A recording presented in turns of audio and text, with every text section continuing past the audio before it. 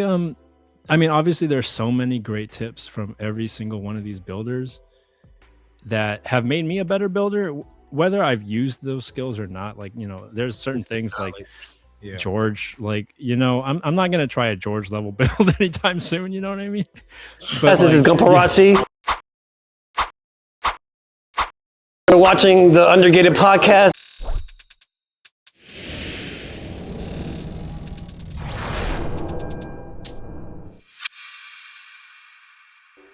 What is going on, everybody? We are back. New week, new episode. I am Coop at It's Coop on Instagram. I have the homies with me, Austin GXT, Gunpla X Tesseract, and Ricky Glues, the non-fourth member of the Undergated podcast. Brother CD is out holding it down in fatherhood. Chloe has back-to-back games this week or today or whenever we're recording this. So good luck to you, Chloe, and hold it down. Good luck. A triple threat is crazy for a kid. Yeah. Like, back. I didn't know they did like 3 games in a day, unless they're short, shorter game. Yeah. That 3 games in a row, that's crazy. But hey, do it too. Good luck to you, Chloe. But us 3 are going to come together and bring you a brand new episode of the Undergated podcast where we talk about anime, Gundam, Gunpla, TV shows, books, movies, video games, you name it, we'll talk about it. We do have Ricky on today, so we're going to dive into the Newtype Notebook. Going to get a little bit more information on the Newtype Notebook, the past, the present, and the future of the Newtype Notebook. But before we get started, last week we had a good, fun episode about criticism and when to take critiques and when to give critiques. And if you missed that episode, this is what you missed. Is that you put so much of yourself into this, where when people start having feedback or criticism of it, you feel like you're being personally attacked, right? Because it was your vision, your work, part of your soul is into this. So people are now picking apart and saying this part is wrong, this part is wrong. And so people can get kind of conflated and thinking, oh, this means you're wrong, or this means you're bad at this. Like, no. It just means that we can improve on this. We could be, just say that we could be better than this if you're open to it. And that was last week's episode. So go watch that episode if you need help on how to give criticism or how to give some critique. We have some good topics and good viewpoints on talk track. Really good comments. Yeah, if you get a chance, go to YouTube and read our comment section. Everybody was giving some great responses to it. Shout out particularly to Gunpla, Luke, Pixelli. They were, fantastic responses around the board. Yeah, really thoughtful. If I could just add my 2 cents too, I thought one of the things that I really appreciate when I get feedback is being specific. Like, I remember the first time that I did an IPMS competition, one of the judges reached out to me after I got like an honorable mention. I didn't place or anything and it was fine. But he said, I really liked your build, but there was like one seam line in like one spot that we couldn't ignore.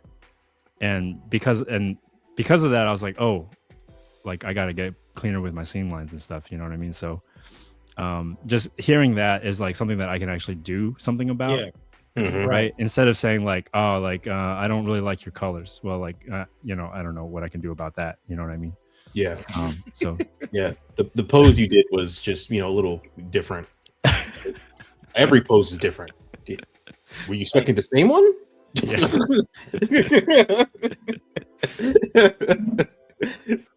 That was last week's episode. So go view that and watch that and learn how to be learn how to take criticism and also give criticism.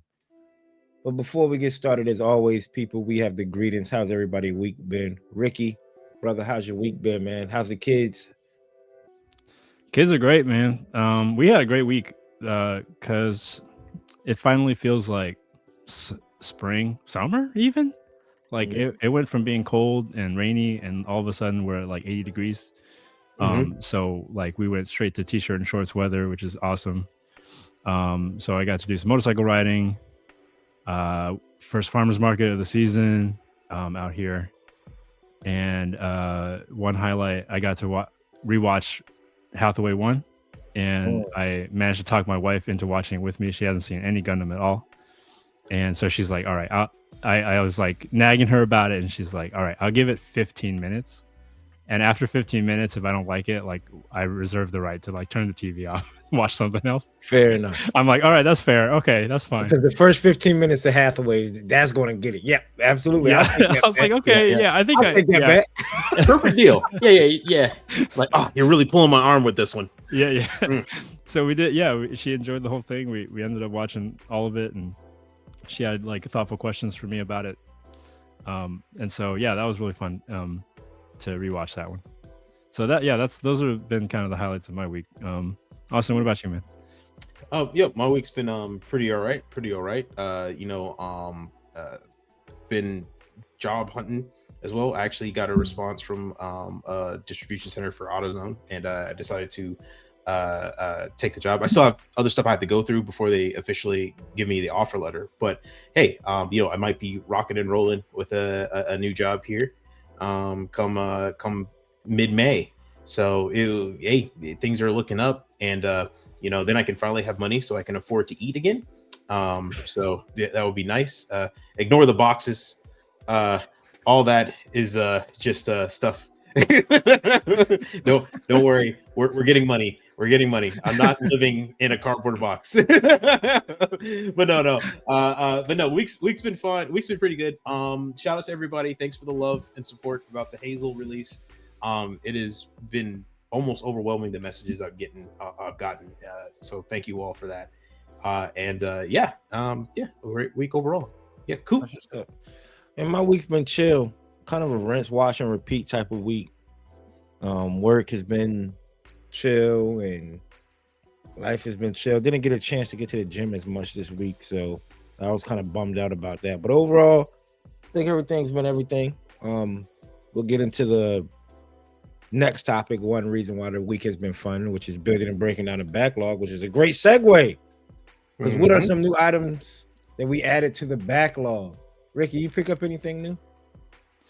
I got a few things. I don't have the I don't have to be here every episode, so I can dig back a little bit deeper and draw some stuff.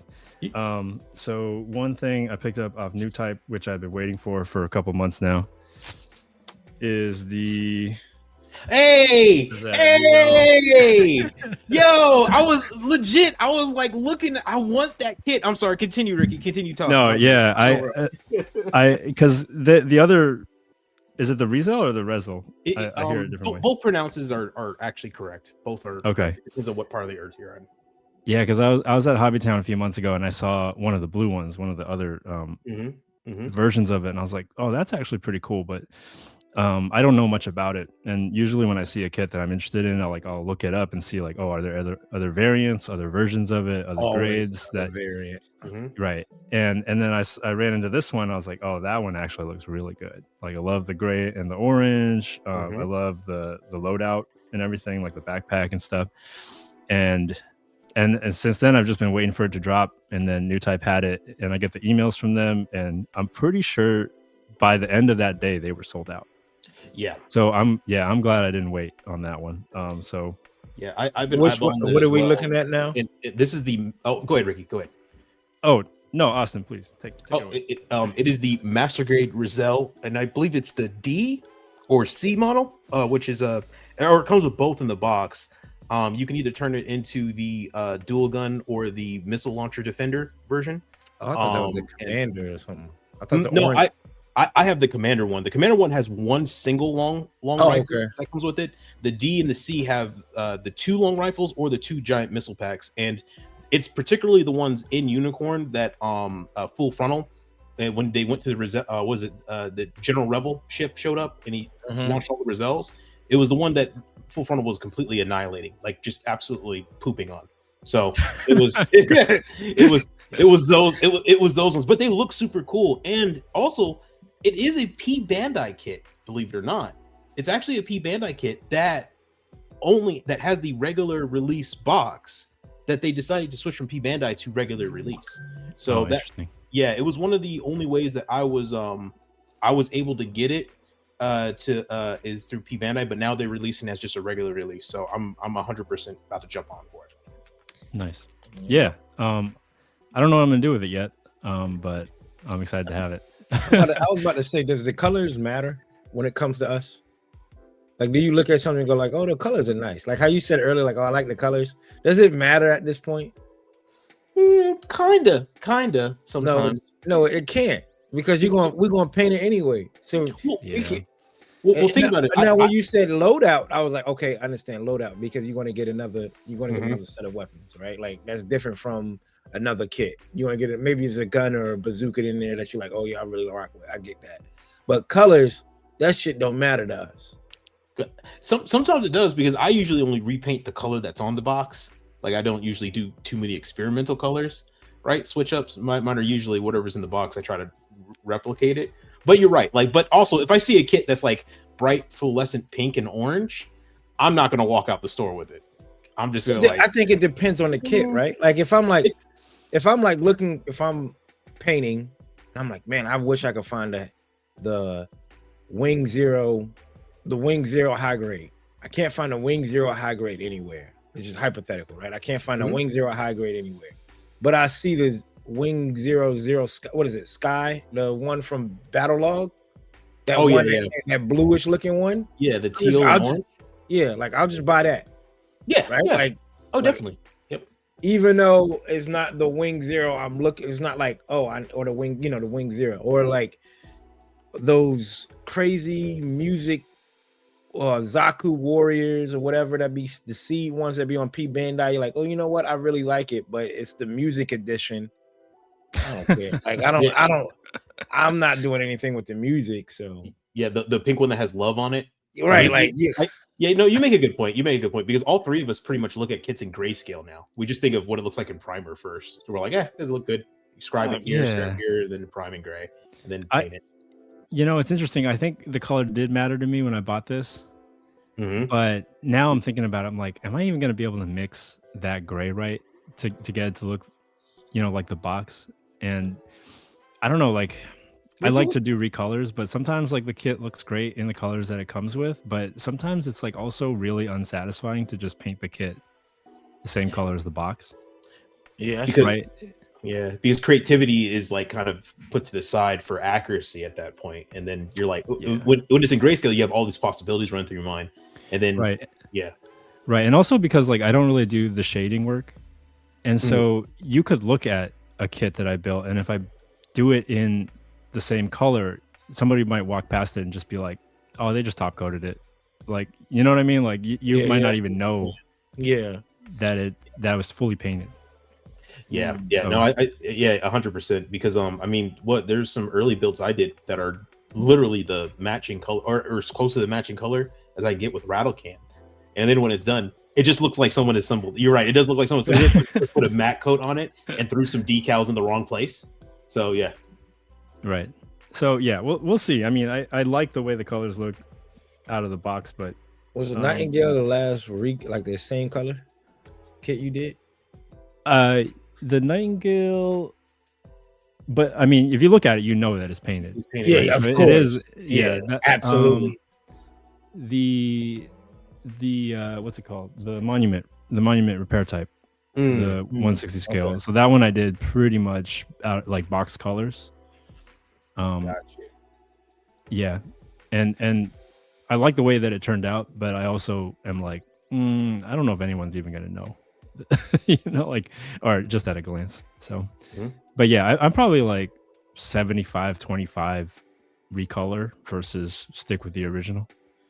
Okay. I feel you. Yeah. Okay. Anyway, a couple other things. So the Rizel, I gotta give a shout out to some WCGA folks. So I'm on that server pretty often.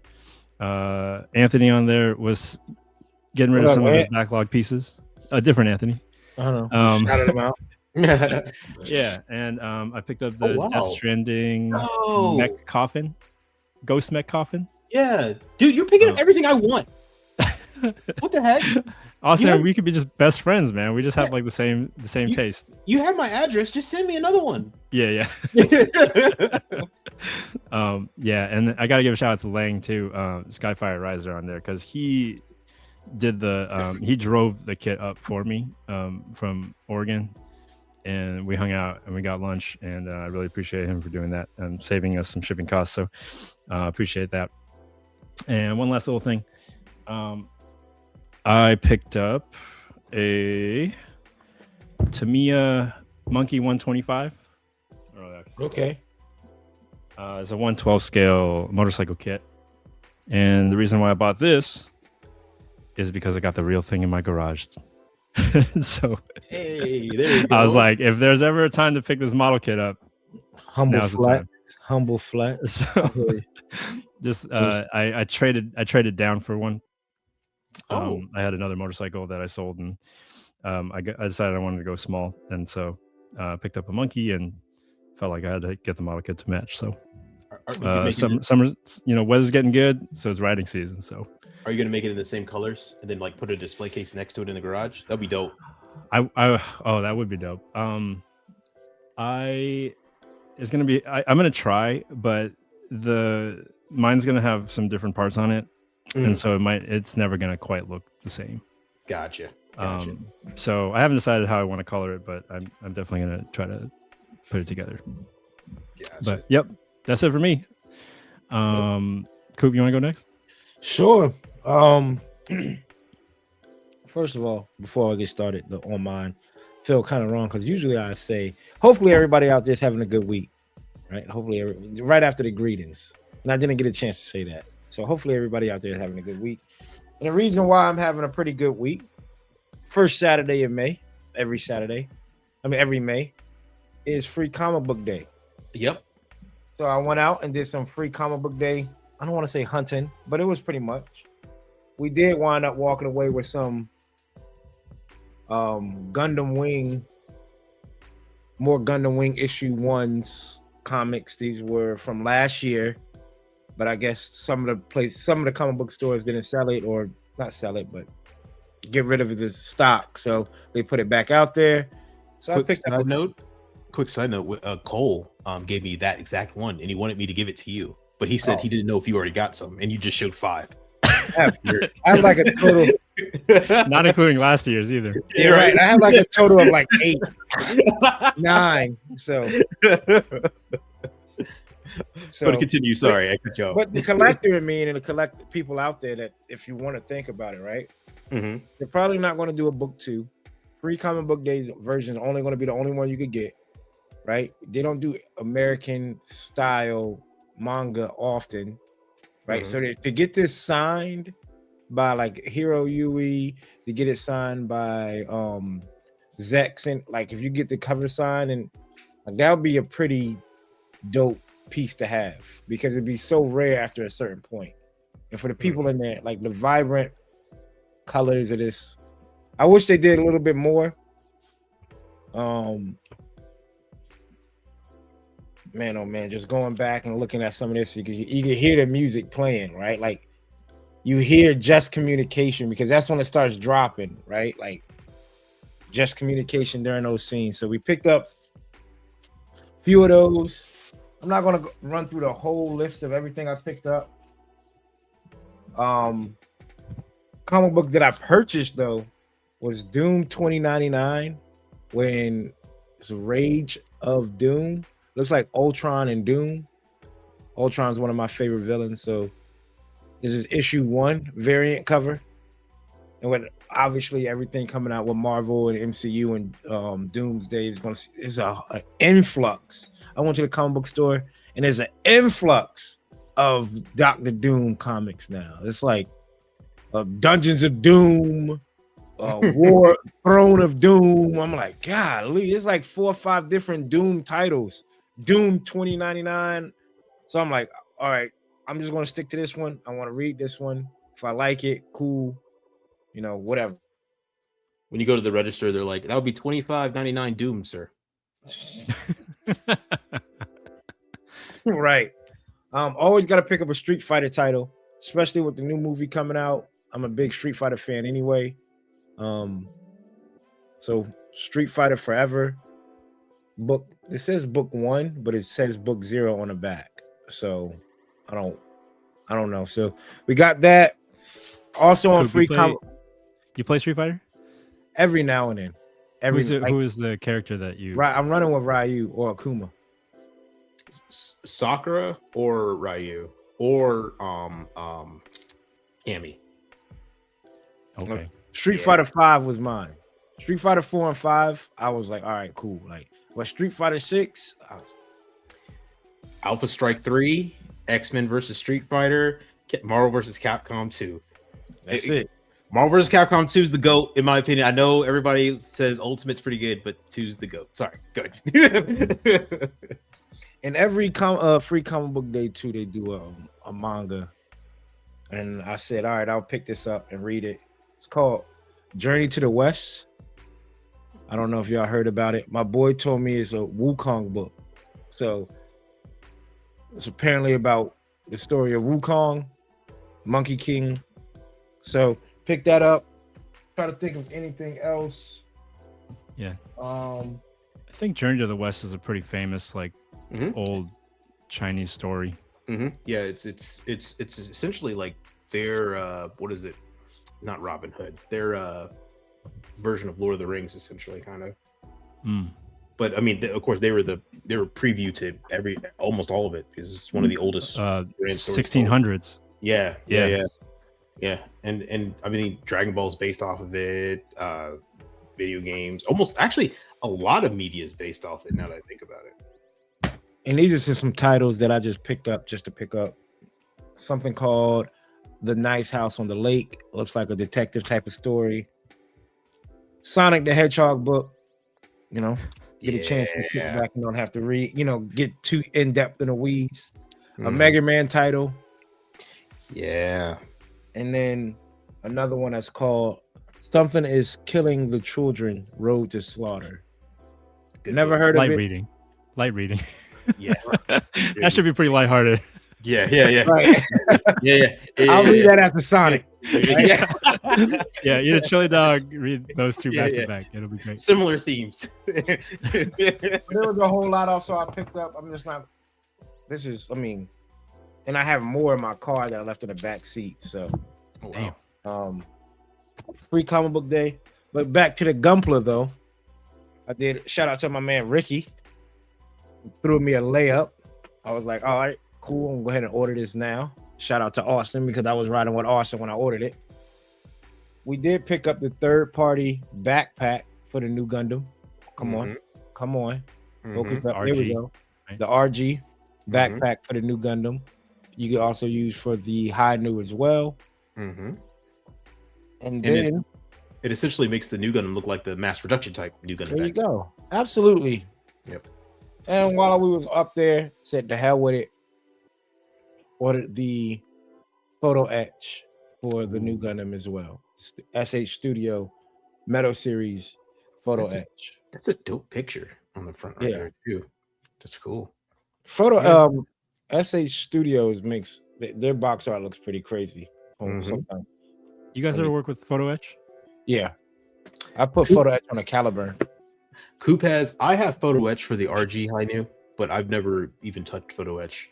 I don't know. I've just never gotten over to that suit, so I never really gained on it. But it's a difference after talking to Cobra what you do with photo etch. And I'm not like Cobra. It was like, oh yeah, you're supposed to paint photo etch. I'm not painting photo etch. Right. I was just gonna ask you guys how you paint it and like what's the process, but yeah, there's I was looking into it. There's some things I would paint, some things I wouldn't, like the engine cowlings. I would love to keep those just silver. Not really paint them, but there's some things that I would definitely paint, because like a giant photo etch on the shoulder of just tinfoil, you're like, I think now it's like these companies are getting really good with photo etch to where like it's underneath, so it kind of makes sense. Like, like this is all underskirt stuff, not underskirt, but like under the shield. Where like if you paint it, it will just look like it's framed. It's like pieces of the frame. Peeking out. So I don't know why they gave me this. Oh, they prevent it from bending in transport. Yeah, because it can easily bend. It's so thin. Yeah. Some of the new like photo etch things, you don't even have to gate them anymore, or they don't gate them anymore. Like They're just adhesive, and there's no sanding or anything that you need to do to clean them up. There's even some that are coming like pre-painted, because I've seen some that are like oxidized to red. So when they come out, they're just able to be fitted onto like a red suit without even having to paint it. But of course, if your paint's a different color. Come on. Is that like an Amuro logo right there? Yeah, with the stand. Ooh. That's nice. I do like That'd that. Be cool. Put that on the display. Right. Yeah. And I have the metal frame for the real grade that I had for like the last few, I want to say a year now. So, and the RG new been chopped up. Shout out to Past Coop, maybe from like 4 years ago, that I clipped up the fucking RG new Gundam and never went back to it. Hey, we'll take a win. We'll take a win, brother. Right. Take a win. So unless you look at it and you're like, man, Past Group didn't do a good job. Right. You look at it, and no, Past Austin is a failure. I look at some of the nub marks I have on skits. I'm like, oh my god. So I have that. I don't know about. I'm like not 80-20. Like, do I want to do that and bring it down to Plamo? Because it's already, like, I talked to CD. He's like, yo, half the battle's already done, which is cutting it off the runner, and then you got a big jump, like you hit like the damn star in Mario Kart by having the metal frame. You don't even have to put like, the metal frame. The frame's already assembled. So it's like you're looking at a kit that might only take you way less than what you normally, mentally thinking of. Like, oh damn, RG new because of the funnels. Like, you're not doing the funnels, you're doing the backpack. So maybe I'll probably do it. I'll probably do it. You're gonna do it anyway, dude. Who said that? I don't know. Now the question is, do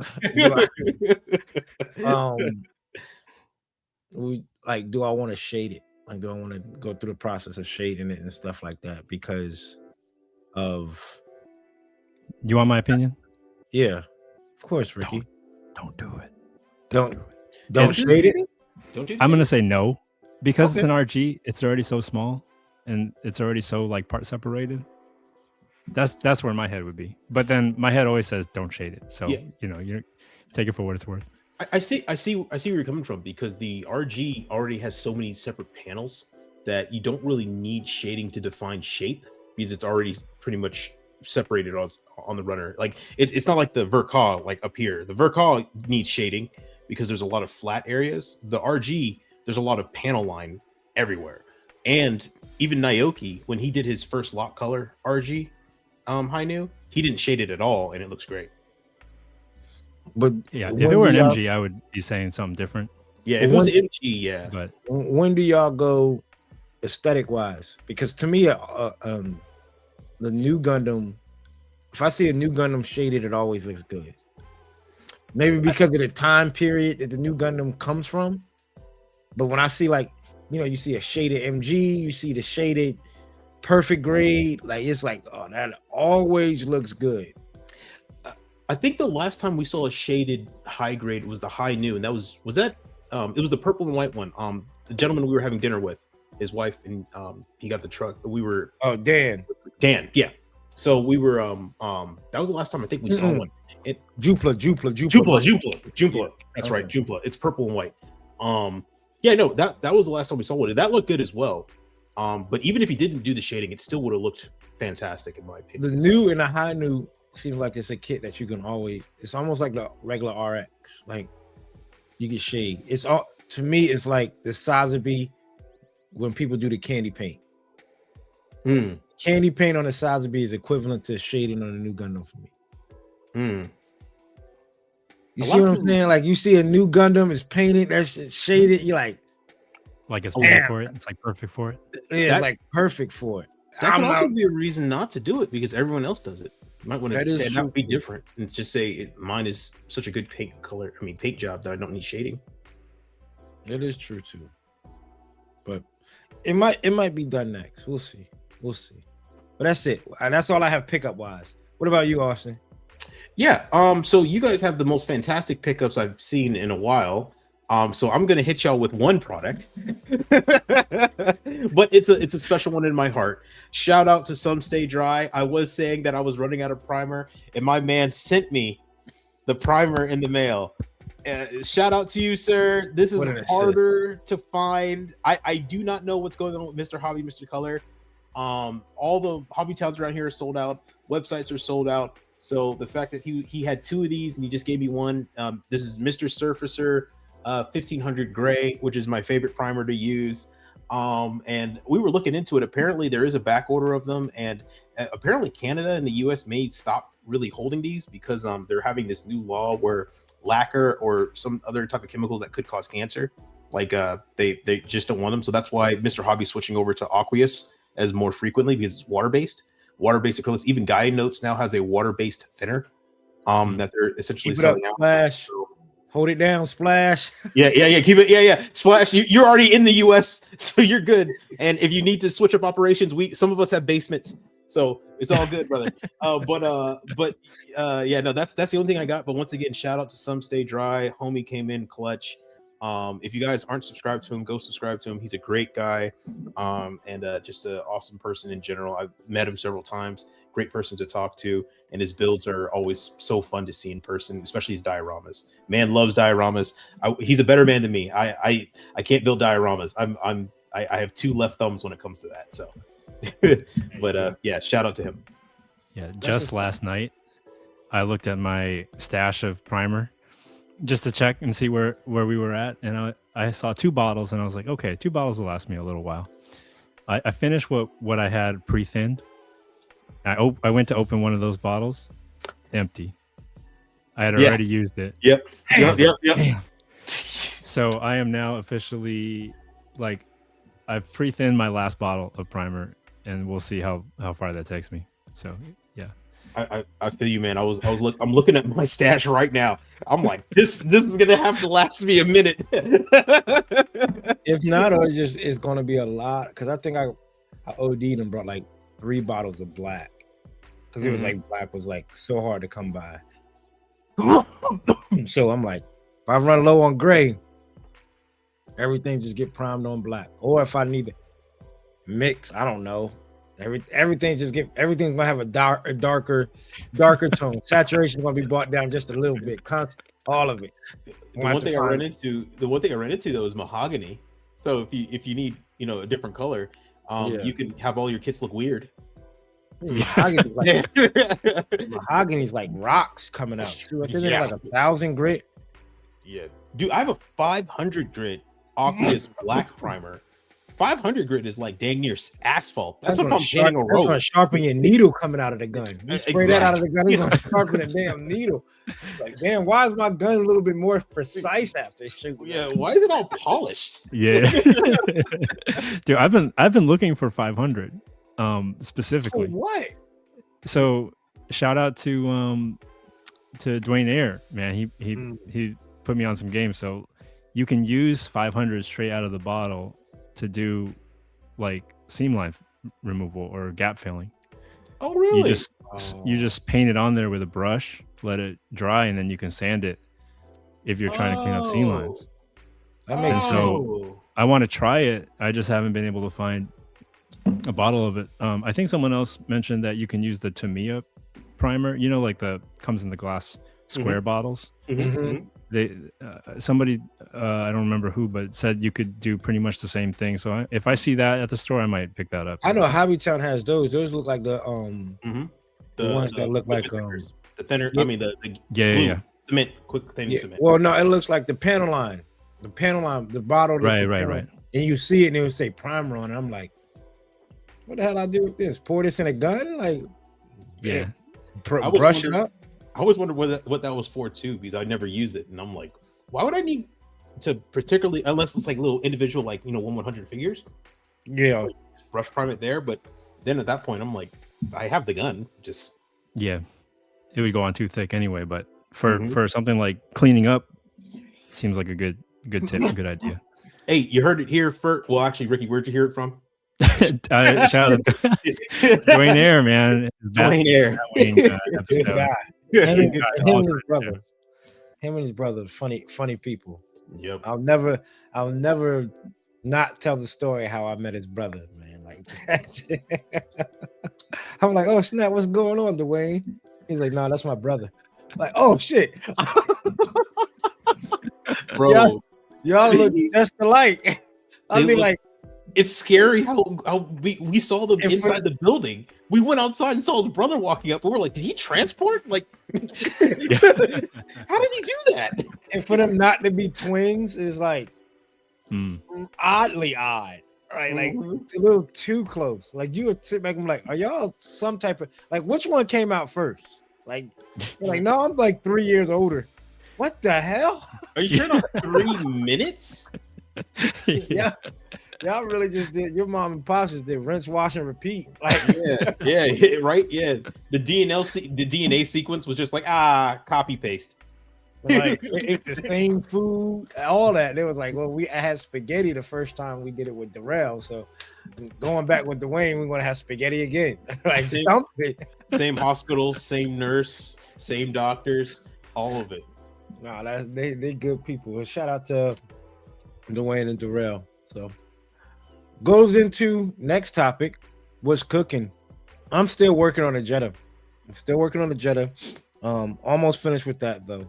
How far? And then about to put the body on alligator clips. Gotcha. About to put the body on alligator clips. Then after that, probably move over to the new Gundam. Most likely the new Gundam. But anime wise, going back, just watching some old Dragon Ball Z and some Kaiju number 8. Shout out to my man Ash. Go check out the latest episode of Coop's Corner if you want to know what I'm talking about. Shout out to my man Ash for that. That's love. That's really cool. Yeah, for sure. Yeah, So- you can see the passion in your eyes. when you say Yeah. that. Thanks, man. I appreciate it. And to some toy photography shots. It's anime and the toy photography world is called anime. So try to take a whole lot of pictures of anime figures. One reason I got the Street Fighter comic too to get some inspiration, because if you just run through it real quick, I mean, there's some like right in the very beginning. I'm like looking at it, and I'm like, open up the first page and boom. Let me see if I can recreate that. Like Ryu just sitting beside some water or something. Like I'm like, oh shit, like perfect, right? So try to get some toy photography shots up, and obviously working on myself each and every day. What about you, Ricky? You working on anything over there? What you're not working on at this point? Oh, I mean, yeah. So I'm working on a Plamo build. I decided I wanted to do a Kotobukiya kit because there's a special category this year. Nice. And I found, actually, I have the box right here. The Dodonpachi Type A. Here, I'll pull it back like that. Oh, snap. Yeah, so for people who don't know, this is like an old school, they call it a bullet hell game, right? It's like an arcade game where you've got the airplane at the bottom of the screen and it's like shooting, and there's just like for those who don't know, like maybe 1943 Ray Out, Raiden, yeah, all that, yeah, Galaga, right? Galaga in a way, yep, right. So I saw this on Newtype maybe a month or two ago, and I thought, oh, this is really cool. I'm gonna give it a shot. You got the box has like a picture of the kit once it's built, like there's the side of the box. Is it just the crash? Yeah, the airplane? artwork. No, it's the aircraft itself. Yep. Oh, okay, gotcha. Like that. Oh, that's right. You put that in the chat. Okay, gotcha. Yeah, so I've got an idea for a recolor, but damn, this thing's got so many little tiny paddle lines. I'm a little nervous about how it's going to turn out because I tried starting to rescribe things and I was like, dude, this is going to take me way too long. It's going to be a minute. Yeah. I'm just gonna hope for the best. So everything's primed right now, and then I'm gonna try to put color on it pretty soon. And if the panel liner for whatever reason just like does not work, I have what I think is a plan B. but I won't talk about that until we have to get there. So yeah. If you have the chance, you could go to Hobbytown, buy a 1/72 scale airplane model. They usually have the same level of panel line detail on the wings, especially like an F-16, and you can or an F-14 if you get a chance, definitely, and try it out there, because it's same level, same grip. If you're not used to building airplane models, it's a great place to practice. Yeah, and I'm not. And so if anybody out there is an airplane person, leave me in a comment or let me know on Instagram, like, hey, how should I approach this? Because I don't actually know if airplane people do rescribing like that or anything like that. So or if there's any other techniques. Yeah, it depends. But, yeah, that's all I'm working on right now. Bet. What about you, Austin? Yeah, so as you guys know, AOZ month is now over. It's officially May, but the party don't stop. And an AOZ party don't stop till Austin says it stopped, and it ain't stopping because Austin ain't saying it stopped. So we're gonna keep going until May, maybe even June. Who knows at this point? We're getting crazy. But no, the early hazel's done. Shout out to everybody who gave me praise on that and everything. So thank you very much. It turned out actually better than even I was hoping. The color came out perfectly, and the build was a fun time. So moving on to the next one that everybody suggested I build.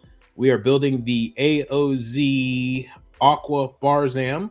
So, matter of fact, it was the topic for AOZ on our last episode. This kit is really dope. I love the look of this kit. This thing looks legit cool. Like, in the fact that all these things are kind of just hanging there, but it's still stable and stands up on its own perfectly fine. There were some challenges. So I have already built the Barzam. The main suit that's in here, as you guys can tell, there's paint and everything like that on it already, decals, and it's been primed. I built this years ago. Matter of fact, this is one of the first kits me and Coop, when we first met, that he ever saw me make. And that was years ago. So I don't have the blue for this particular one, so I'm just going to have to keep this pretty much the way it is, but paint up the detail that I can paint up. And there had to be a fix that happened. Apparently, when I built it, I forgot to put in a polycap that was vital to this whole thing getting put together, like set up. And I was reading the manual. I was looking at it, like, where does this connection point go to? Right. And I looked at the little empty space and I was like, oh, it went there. Right. So the good, and I don't have the box or any of the pieces for this thing anymore. All right. That's gone. So the good news is I have some Kotobukiya MGS replacement polycaps. So I remember back in the time when I went to Daytona and I actually went into USA Gundam's warehouse, they had a bunch of Kotobukiya replacement part stuff. So I just picked up bags and bags and bags. Didn't know one day I was going to need it.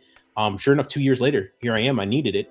Got it, cut it up, sanded it, put some glue, the actual like tough cement in there to hold it in. Let that dry. Put it in there, and it looks like it worked. Everything's super stable. It's still in there. That third-party polycap really came in clutch. So now the only thing is I can't really disassemble this to paint it. There's most parts that come out, but this kind of center area here in the back, that's kind of in there forever now.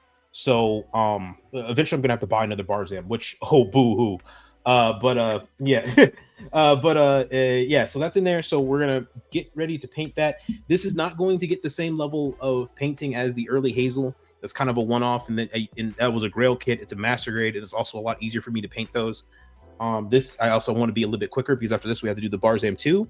And in the meantime, I did start another master grade, and I decided it's time for a big kit. I've gotten the itch for master grades again, and there's a very big kit that I'm working on right now. I'm going to keep it just a little bit of a mystery because I don't know how long this is gonna take me.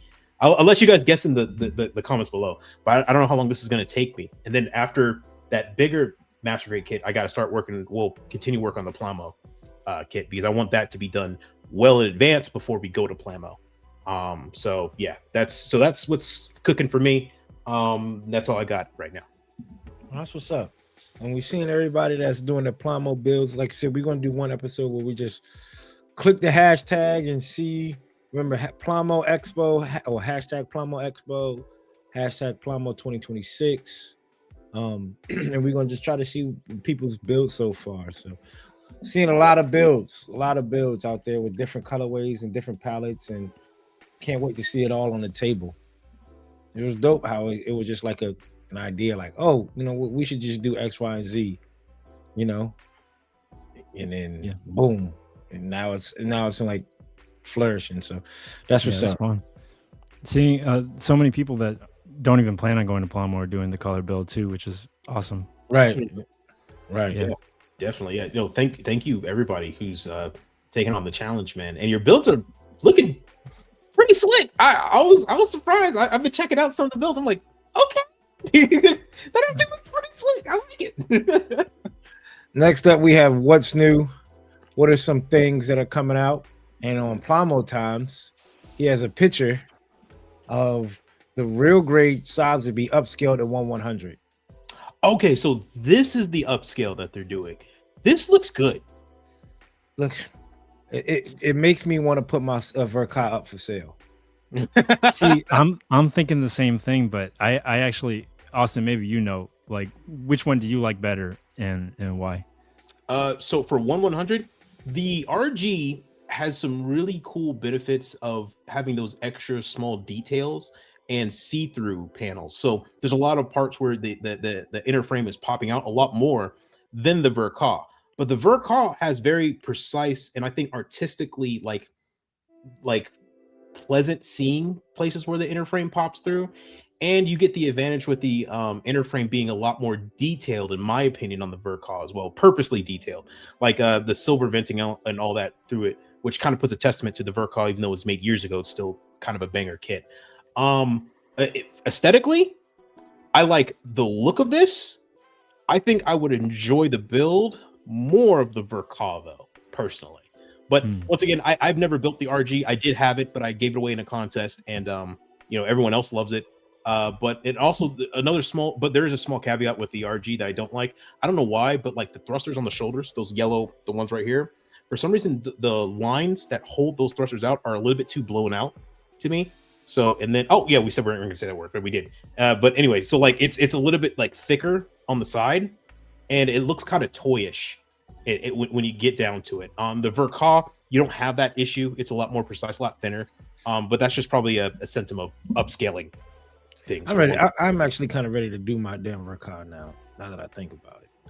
I would say do your Verka and then order this, and then compare. Because honestly, the Verka one you probably want to take seriously. This one, especially since the piping is all yellow, not individual, it's going to be single. It's going to be a little bit easier and quicker to build. So, knowing myself, man, I'm picking one. I'm not doing both. Right. I don't know what the hell Austin talking about. I think I'm just on the high right now, building 1/100s. I will knock this out in 3 days. So, but I mean, when it comes to these upscale RGs, I'm like, if you build it, if you make it, I will buy it. Like, I love all of them that they've put out so far. Like, I'm ready for that Xeon whenever it drops. I don't know if that's going to come up again in this episode, but like RG Xeon upscale looks amazing. Full burn-in. That's what we're waiting for, right? The full burn-in. Please. It's on site. And the Mark II. And the Mark II. It's on site. It's on site, dude. It's getting to the point where I'm looking at Bandai like, guys, you might have to just start doing this yourselves, because if third party is just going to keep doing this, I mean, when does it end? Right? Like, hopefully never. Yeah. He said, hopefully never. Right? A 1/100 brand new. What are we looking at? Wing Zero. No, would be amazing. It would be. This is the third party Wing Zero that comes with the RG version. It comes with the thrusters. Don't tell me don't tell me they do fluorescent. No, that looks like a fluorescent or something like that. Yeah, but don't tell me it comes like that though. Are they fluorescent paint infused in the plastic? That would be really interesting. Or glow in the dark or something. Yeah, that would be interesting. They look really good though. I'm not gonna lie, those effects look pretty dope. I know Coop's got 3 in his cart right now for sure. Oh yeah. Well, I know we're looking at it's 4. We know. I know we're looking one at for every comic book. Right. Yeah, one for every comic book. Every pose, every form of the transform. He done built it and have the head spin to the left. Like, oh, okay, it's in mid transformation. I get why he got it for this one. We're looking at a painted version of the. I don't even know how to say it. The new kit from Hathaway. I've been calling it the Elysius. I don't know if that's right. We'll find out. Well, at least I will find out. Well, we'll find out together because we did pick up the tickets to go. Oh, well, outside of Austin. Austin will find his way. I'll find my way somewhere. Austin, but the time is on though, because that's going to be the topic of that podcast. So that comes out on that Friday by the 17th. If you're not on it, brother. If I'm still broke by then, don't worry. I'll find a way. But what we feeling? Like, are we not getting it? Are we getting it? Are we like worried? Like everybody else is getting it and I'm getting it. It's okay to be real. Be funky with me. Ricky? I like it. I don't think I'm gonna get it. I think like I've seen pictures of it. It actually is massive. This thing is huge. But I'm just like not an HG guy. I'm just like not an HG person. So but I for this think to be huge, you don't think like? I mean, you look. This is bigger than a baby master grade. Yeah. Right. So when is it? When do you go? I'm not an HG guy. Versus I'm a scale guy. Like I'll buy it, dude. If the scale is big, I'll buy it. Because is that a Re 100 Nightingale? Yeah. And you didn't want the HG Nightingale just because it was an HG? I think the HG one bigger, ain't it? No, the HG one is slightly smaller. Slightly smaller. Barely smaller. Yeah. Barely smaller. Yeah. Barely So smaller. when do we go? I'm a scale guy and not really a grade guy. I am a grade and a scale guy because I. Are you turning down the Dendrobium because it's a high grade? No. I'm turning down the Dendrobium because it's incredibly oversized. It's stupidly large. That's not a scale problem. That's a do I have room in my small apartment problem. But when do we step out of the, you know what, I'm not a high grade, I'm only a master grade. We're scale guys, people. We're scale. One 144, 100. Like the big one 444. I feel that. Oh, go ahead. Apex. Hey, I already told you, master grade. If that comes out, I might want to get it. High grade, don't want it. Don't want it because of what? It's a high grade. I want to for something like that. I would rather have it bigger. I would rather have it, massive. Pause. God dang. Pause. I walked into that one. Pause that too. What are we doing? Back to model kits, everybody. Keep it locked to the Undergated. I know you love this episode. Now, so no, definitely, I would that type of kit. I would want in master grade, and also master grade. It feels a little bit more, I don't know, like a special event. A high grade is they were able to make it. A master grade is this is an achievement. Now, Austin, this is when I gotta have to tell you. This is when you walk, you dog walk yourself, brother. How can you? And I'm speaking for the people that's listening on Spotify. I'm ready for this one. They're screaming at the TV. They're screaming at their phone and be like, Austin, you just said it. High grade Dendrobium is massively too huge, but you'll take a master grade Apex. Yeah, definitely. Make it make sense. Okay. Make it make sense. The high grade Dendrobium is like the size of like a small table, right? The master grade Apex would be the same thing. A master grade Apex would be kind of the small size of a small table as well. 100%. No, you're right. The size and scale is the same. Me building the Dendrobium will be slapping together 4 legs of the table. The Apex will be me building the apartment around it and then building the table and then reassembling it and painting it. I get more money worth out of the master grade than I do the Dendrobium. I still have no place to put it. But it would be awesome to actually take some time to finish it. But that wasn't the argument. Was I'm not buying the Dendrobium because I have nowhere to put it. Oh no! Trust me, the Apex isn't staying here when it's done. The Dendrobium don't got to stay there with it. So again, people. Once again, okay. Let me rephrase. I got you. I see. I've walked into a circle here. Yeah. Right? Yes, you did, brother. So let's come back down to earth. Let's come back down to earth. Austin doesn't have enough money to get either. So clearly, this fantasy that I'm making up in my mind doesn't make sense, regardless. So to answer your question, Coop, I'm not getting either. I want one, but I don't want the other one. Why? Because Austin is that way. I might get this bitch. I know you're waiting for that, the bond. You got to be waiting.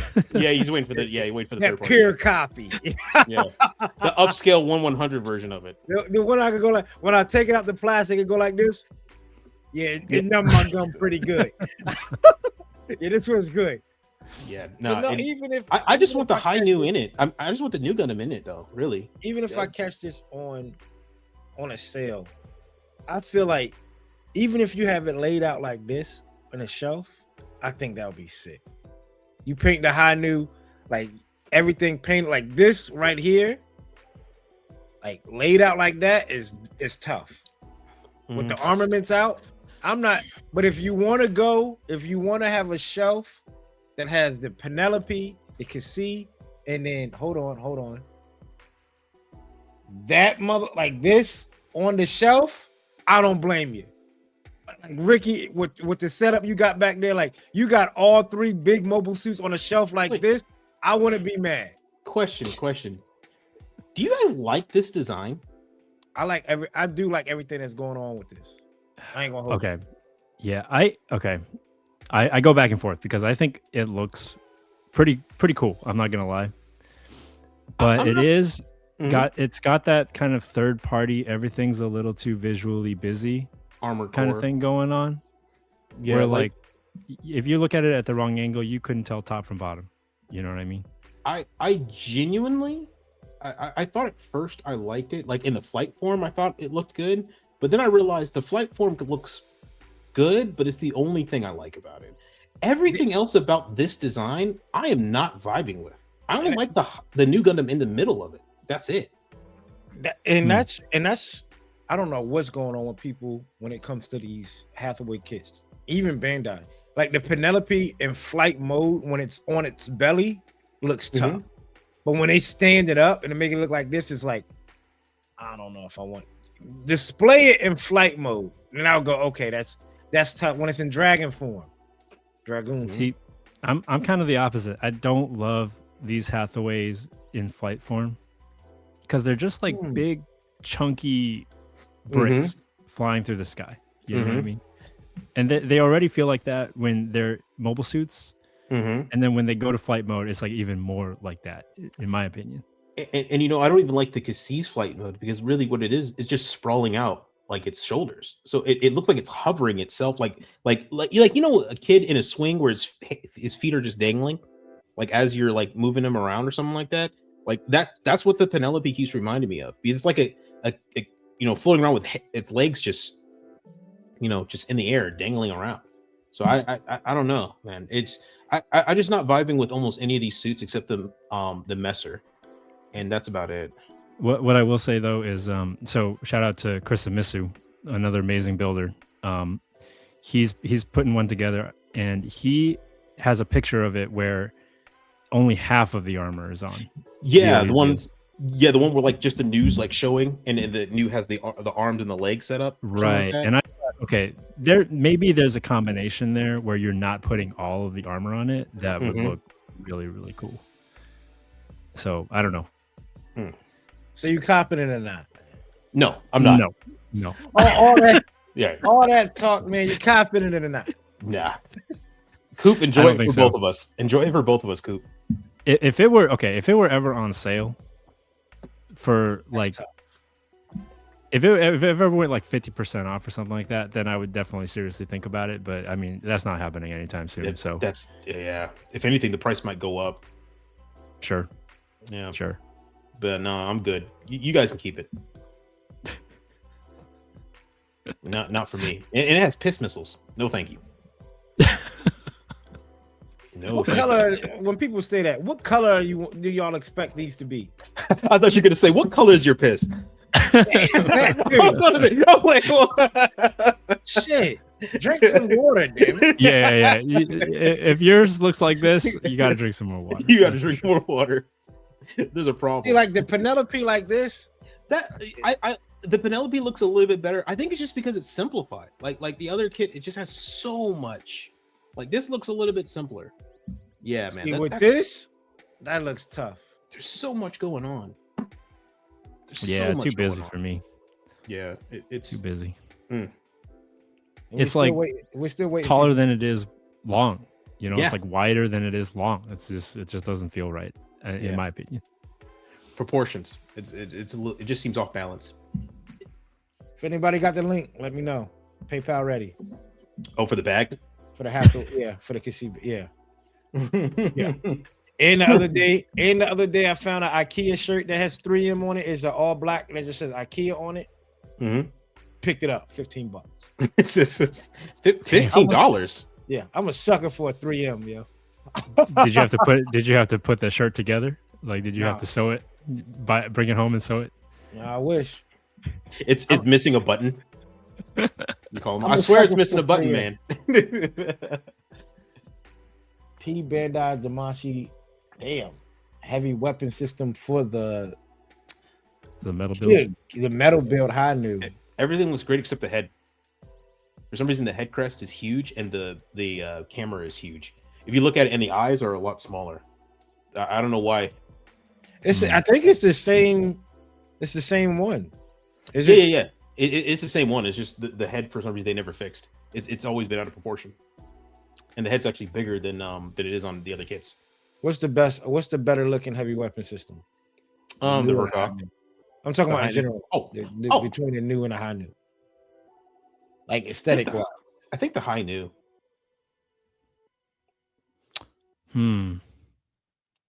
I feel like it's 50-50. I feel like it's about the same.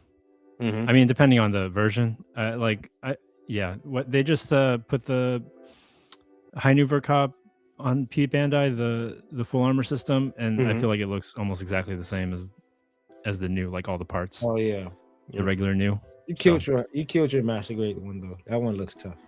Seeing it in person too is good, Ricky. I appreciate it. Thanks, man. No that thing falls like thing cannot stand on its own though. Even without the funnels. I believe it. That's a lot of plastic. What are we talking, Ricky? Are we back on this again? No, not we're back on it. You're in center stage. People out there want to know, Ricky, you getting this or not? I've been tempted multiple times. The full armored ZZ. See, okay, so I have a thing where like I love if there's a set, I would want to get the whole set. Like so, I've got like all of like for example like the 5 Wing Gundam. I have like a version of each one of them: Sandrock, Ultron, etc. I just got the double Zeta Verkov and the Zeta Verkov, the regular ones, and then the Phas 2. And so now I'm like, okay, well, this one would be kind of cool to build too. I think I would want to recolor it, but I just don't have an idea yet. And so I'm gonna wait. I'm gonna see how I feel. And also, it's like it's like over $100, so it's gonna take. I want to do a little bit more thinking about it before I pick it up. You know what I'm saying? Yeah, smart play. But yeah, I would definitely like have a game plan going into this. You have the enhanced too? No, just the regular. Do you want the like? Do you feel like you should get the like? Because you just said you have the collector system, like you collect them all. So, I'm not. I collect a build, and the reason why I wanted the double Zeta and the Zeta is because I want them in flight mode. Like I don't actually want to build the double Zeta or the Zeta as a standing mobile suit. I want to put them in Wave Rider mode, flight mode. So, like the enhanced doesn't let you do that, as from what I heard, right? And so that's why I'm kind of avoiding that one. The enhanced, if I remember correctly, still can transform, but it only transforms into the G cruiser. Like you can't transform it into the smaller parts because the double Zeta transforms into 3 different waveforms and they come together to make the G cruiser. Or no, I'm sorry, the G cruiser is the Sentinel one. Can't remember what it's called either. I can't remember what it's called either, but a giant, like the giant flight form. Yeah. Because I have a double Zeta Verkov. I've transformed it twice now. It looks fantastic. It looks great, especially in all 3 forms. But the enhanced parts you can buy separately. And then I think it said that you can still transform it, but only one version of it works. It transforms. I see. I like the bigger version where it's all together, and so that's probably how I'll build it. But like I'm not gonna wait and I just feel like the enhance isn't worth the wait and the effort. I like the way it looks, but I'll tell you, man, thinking about it, sitting back thinking about it, if I'm gonna get one, I'll just get the full armor and won't worry about the enhanced, right? But what would be the point at that point? It looks good. It's just, at that point, it's redundant. Yeah. Coop, go back to that third party, that blue and gold kit. I think it's the Ernest Core. I can't remember. Yeah. The baby. Yep. We got comments on the video about this. Apparently, that stand is really sturdy. Yeah, Right. Zachary Aurelius did a review on it. Mm-hmm. See, this to me is like the Elysius, like on steroids. I feel like it's like I mentioned this in the chat. Like, if you guys play the game like Katamari Damacy, it's like you get a sticky ball and you just like went into somebody's bucket of spare parts and just rolled it up and like everything got stuck to it. Like that's what it looks like to me. Like, you turn to the next page and I give you 5 seconds to figure out where the head is. Go. So you can't do it. You can't do it. The eyes are glowing. You know what I'm saying? Yeah. So like, I respect that it's like a really complex kit, and I think a lot of people like that. But for me, just again, the visuals is just so busy. Like, I can't even tell top from bottom like half the time. Mm-hmm.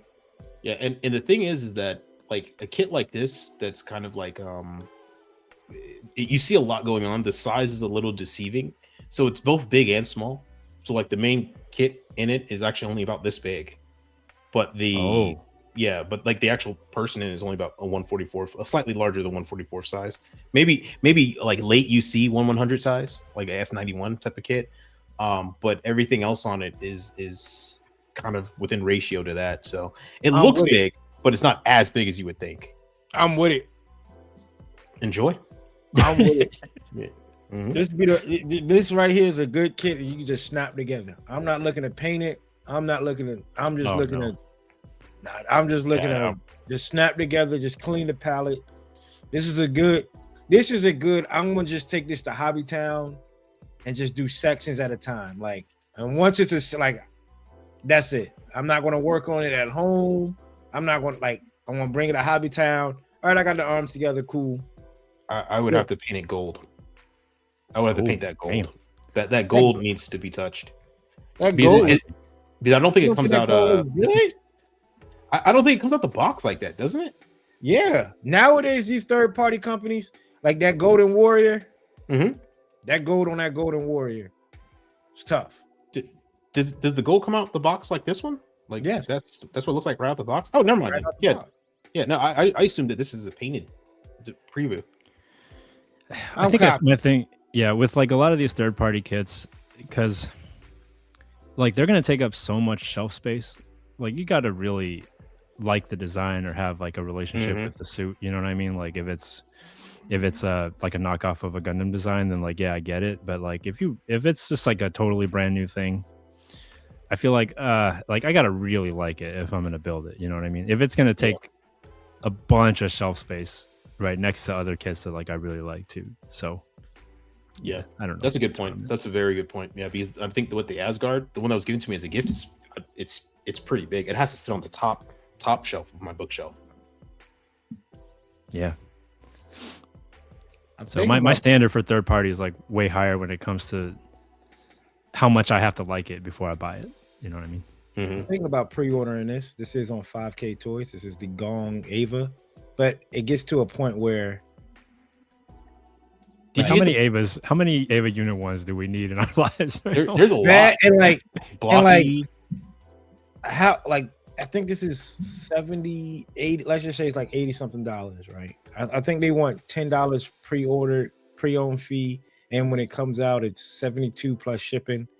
So, but it comes with a lot. Let me just bring up.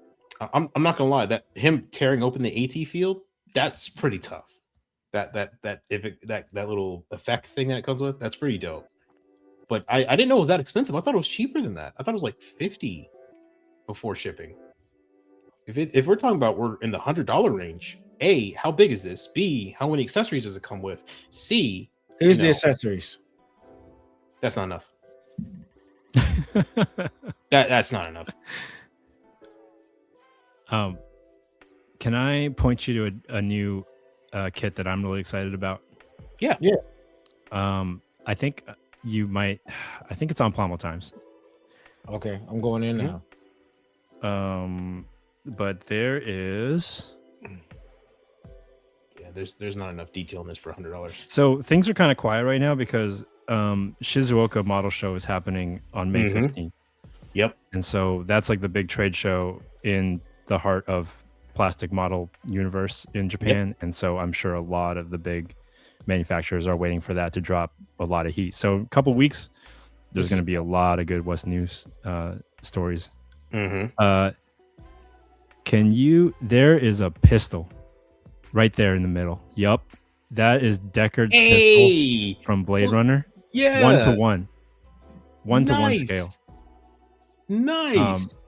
I got my pre-order in at HLJ. I'm not waiting for I'm not messing around with this one. Like, I gotta get it. Oh snap. This thing is super cool. I would not bring it on the airplane to Plamo. But, of course, you know,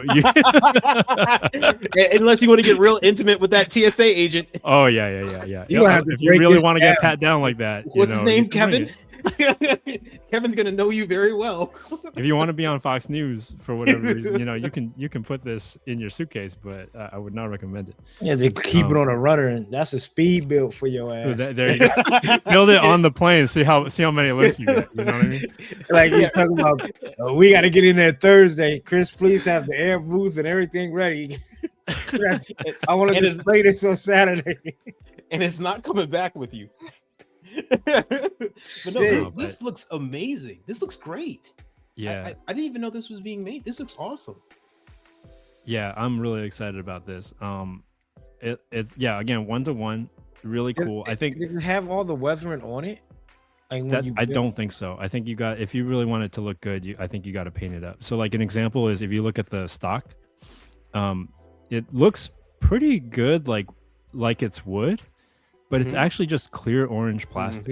That's See right. that? Yep. But like for whatever reason, it kind of has like a fun, like it almost kind of gives it like a wood grain sort of look. But if you really want to do it right, I think you probably got to paint that, and you got to be pretty good at some like wood effects too. But the fact that you can like take the cartridge out, that you can like open the chamber, and like all that kind of stuff, it looks dope. Line removal is going to be crazy. Yeah. Some stuff like the barrel, I think it'd probably be the only thing, but like this, obviously it fits. So yeah, and you know, a lot of reference photos. If you get a chance, you might have a lot of HD reference photos of the film. But like that streamline down the back right here, that's not bad. That's not bad. Though. Some of those seam lines are actually accurate to the gun though, because the gun that he had on set was like a plastic type of toy that they just threw together. One fun little note. I think in this picture, if you zoom in, it says "Made in Japan" on the barrel. Oh, really? But the original kit says "Made in Austria," and so they just switched it up. I think I don't know if it's for legal reasons or just because it was fun to do. But that's like one thing that is a little bit different about it compared to the real thing. But I'm cool with it. Like I'm okay with it because it kind of works as a model kit anyway. Yeah, definitely. Dude, this looks sick. I kind of want one too. Not gonna lie. Yeah, I think it's like $70 or $80. $70. Okay. Before shipping. Okay, this is like a fun build. I mean, I gotta wait to see it get upscaled to 100. But yeah. You talking about this?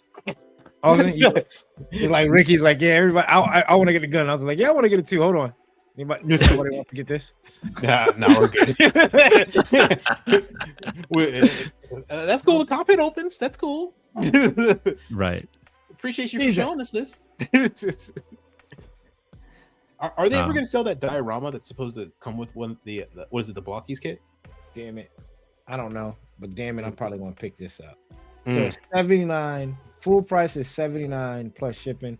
15 covers the half of it, so it's 64 plus shipping when it comes out. How many of these EVA Unit 1s do you think you have, Coop?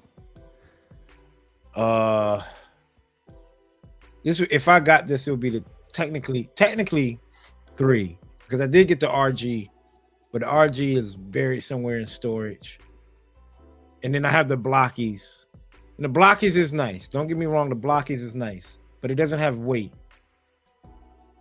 and it's like, do I want to get this for action figure posing? I don't have to worry about pieces falling off or anything scraping. Okay. And just, you know what I mean? Like That makes sense. Yeah. I could take this outside and put this in a puddle and then be good, right? Like where the blockies is hollow and tip over. So because where is it at? That photo where it's just like illuminating, like I'm with it. Like that, I'm with it. That might have won me over. Plus, I think the Ava Unit 1 colorway, the color palette is just outside of it being on a Gundam, like it's tough. Like when I see those third parties, they'll put like the purple, and it's like that's a little bit too much purple floating around up there in space. But this on a slim build, it works. All right, we'll see. See you next Scoop's Corner. We'll see if this shows up at your doorstep. Cause I ain't gonna hold you. I damn sure pre-order this motherfucker. Oh, the Brawly. No, that's not Brawly. That's Big Guy Warrior. A Big Guy Warrior. It's an acronym. It's an acronym. Broly Integrated Design. Big Guy Warrior. That's quick. You're pretty quick with it. 5K Toys is where I get a lot of a lot of people get their third party like figures from. Right, this is like Gundam Central for figures. So okay. I pre-ordered this. It's a What was that site name again? 5K Toys. Bet. All right, there you go. Don't worry. We'll bleep it out for the censors. Bandai's coming for us already. But they also have like other stuff up here. Well, they have a Cammy there. Dope. Cyberpunk figure, but it looks like Cammy. Right there in the middle. Yep. Yeah, right there in the middle. Right down. This? Nope, down. Down. Right there. Yeah. Yep. Yeah, Cyberpunk, but it's Cammy meets Cyberpunk, I guess. Meets what's Meets it called? Winter Soldier. Yeah, meets Winter Soldier, meets the chick from Cyberpunk. How much is it? Nope, never mind. We're good. Well, there's 3 versions. There's a standard, there's a deluxe, and then there's that's Cammy. Wait, is that just a ponytail and some arms? Yeah, that's ponytail, the arms, and the hat. Oh, the actual hat. Yeah, That's Cammy. Yeah, that's supposed to be Cammy. All right. So the deluxe one is $100. That's not bad for what you get for $100. I don't know. You get I mean, if you look at it, you get the figure, you get another set of thighs that have no paint on it. Yeah, camo. Another set of boots, a shirt or a body that has like a sleeve on it, different abs, different guns, knives, hands. And then you look at what the other one gives you. Oh, it's movable eyes as well. That's pretty dope. I am not a figure guy. Like this is not for me. Yep. I'm right there with you. I only own like 3 figures. Yeah, I get it because Coop wants to take pictures, and so that's awesome to have for that. But I think about, hey, you could get that, or you can get a full armor double Zeta. I know what my choice is. Yeah. Same price. Yeah. That's my issue with standing figures. Like you can't change, like especially ones you can't change Like the pose. statue. Yeah, the statues. Yeah. So, yeah. Well, that's a lot for what's new. Glad we was able to talk with that with Ricky. We're gonna jump into hold that thought. Anything crazy going on? Y'all heard anything crazy? Just make it real quick. None too. Lakers in 6. Yeah, that's all I gotta say. Yeah, I see. And then the Knicks beat the hell out of the Hawks the other day. I'm like, I honestly thought my radio was broke because I was scrolling through the radio and the ESPN radio came up and it was like Knicks 78, Hawks 29. I'm like, yeah, it was like I think literally a 50-point. It was like Chloe was out there hooping. You know what I mean? Yeah, like, right. Yeah, right. Night. I think they even said it's the first time since they kept records that a team reached 100 points before the other team reached 50. Like it was like, and you know, since they kept records was back in like 1940 something, so it might have, or 1950 something, so it might have never happened At a playoff game. in a playoff game. That's crazy. That's crazy. I don't know what's going on, what they were taking, but Right. it worked. Yeah, that's it. Yeah, That's all we got for holding we talked about the correspondence dinner getting shot up, right? Oh shit, no. I don't think we talked about That was so the guy they caught, they interviewed him. It's crazy. All the mugshots, he was like smiling in all the mugshots. So they were like, oh yeah, this guy definitely crazy. But yeah, nah, they were like, yo, this guy, the fact that he got that close and got, you know, there, they said there was such a lack of security flaws, something like that like the Secret Service is doing a whole review of like their processes now. It's crazy. This is getting kind of wild, man. Wild Wild West. Yes, sir. We don't got enough time for me to talk about any of that. So, oh yeah, no, we don't got. Yeah. Yeah. Next, matter of fact, go ahead and just edit that out, Coop. Just... Yeah. All right, we're back. We do want to give a shout out to everybody who supports on Ko-fi. We appreciate everybody, the Newtype pilots, the hangar-based people. We appreciate it. Without y'all, we won't be able to do some of the stuff that we want to try to do, right? Like everything y'all do contributes to StreamYard or whatever we need to do. I know that in a couple of weeks, going down to I want to call it, is it Winterfest? Is it the Winterfest convention? I don't know. No, it's not. In Atlanta. Yeah. WonderCon. Mm-hmm. So be down there and be able to, I know a lot of the Newtype pilots hit me up and was like, you know, I want to be there as well. So can't wait to meet a few of those people. But we appreciate everybody who supports us on Ko-fi. The link to the Ko-fi is in the description below. So please get a chance, if whatever you can. If not, you just watching is great as well. So we just want to give a shout out. Never want to look like we're begging, but we also do want to let people know that we appreciate them as well. So before we get into the meat of the potatoes of the podcast, we're gonna sit down with the author, Newtype Notebook. We got Ricky here, man. Ricky. What was you about to say? Ricky's like, I'm the author. No, what? He was like, me? Yeah, I don't know, man. I don't know if I'm an author of a notebook. I think I just like steal other people's notebooks and look at what they're writing and stuff. Hey, that works. That shit threw Ricky off for a second. Ricky like, I'm author. Well, you're the creator of it, man. Like what Newtype Notebook really took off in a way where it's something that the community needed, man. And now to sit down with you and talk to you, pick your brain about it, like the beginning seeds and where they come from. And now you're in the seat, you're in the hot seat. So you got the floor, brother. Newtype Notebook. What made you go? Because it was a day, right? And I always love saying this to people. It could be Gundam, it could be life. There was a day you woke up or you went to bed and there was Newtype Notebook was non-existent.